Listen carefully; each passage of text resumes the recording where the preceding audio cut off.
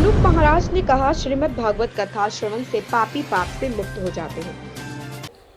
नमस्कार, आप देख रहे हैं यू न्यूज़ लाइव 24 और मैं हूं आपके साथ ज्योति कनौजिया। आइए रुक करते हैं खबर की ओर। जिला हरदोई के ग्राम भोहापुर मड़ी नसियोली डामर में चल रही श्रीमद् भागवत कथा के प्रथम दिवस में कलश यात्रा निकाली गई व भक्ति, ज्ञान, वैराग्य एवं गोकर्ण धुंधकारी की कथा सुनाई व द्वितीय दिवस में असलापुर धाम से पधारे सुप्रसिद्ध कथावाचक परम पूज्य अनूप ठाकुर जी महाराज ने कहा कि श्रीमद् भागवत कथा शक्ति को देने वाली, मुक्ति को देने वाली, भक्ति को देने वाली। जब जन्म जन्मांतर एवं युग युगांतर का पुण्य का उदय होता है तब ऐसा अनुष्ठान होता है। श्रीमद् भागवत कथा एक अमर कथा है। इसे सुनने से पापी भी पाप को मुक्त हो जाते हैं। उन्होंने कहा कि वेदों शास्त्रों का सार युगों युगों से मानव जाति तक पहुंचता रहा।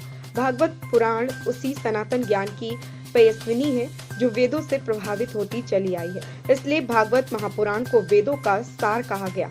श्रीमद् भागवत कथा अमृत पान करने से संपूर्ण पापों का नाश होता है। व्यास अनूप महाराज ने श्रीमद् भागवत की अमर कथा व सुखदेव जी के जन्म का वृतांत विस्तार से वर्णन किया। कैसे श्री कृष्ण सुखदेव महाराज को धरती पर भेजे भागवत कथा ज्ञान करने को, ताकि कलयुग के लोगों का कल्याण हो सके। रास्ते में कैलाश पर्वत पर उन्होंने चुपके से भगवान शिव की ओर से मां पार्वती को सुनाई जा रही भागवत कथा सुन ली। इससे शिव नाराज होकर उन्हें मारने दौड़े। साथ ही राजा परीक्षित को श्राप लगने का प्रसंग सुनाया।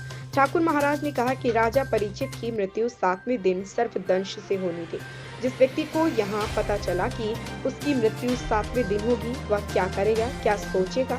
राजा परीक्षित यह जानकर अपना महल छोड़ दिए और सुखदेव की शरण में पहुंच गए। सुखदेव जी ने कहा कि भागवत कथा का श्रवण आत्मा का परमात्मा से मिलन करवाता है। सुखदेव मुनि ने राजा परीक्षित से कहा कि सबको 7 दिन में ही मरना है।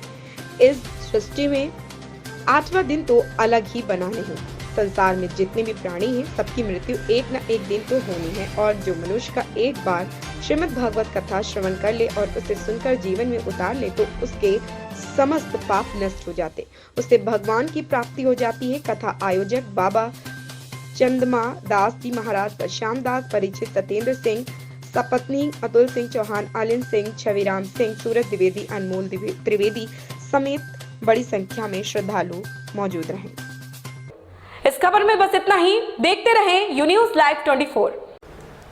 लेटेस्ट अपडेट पाने के लिए हमारे चैनल यू न्यूज़ लाइव 24 को सब्सक्राइब करें, लाइक करें और साथ में बेल आइकन दबाना बिल्कुल ना भूलें।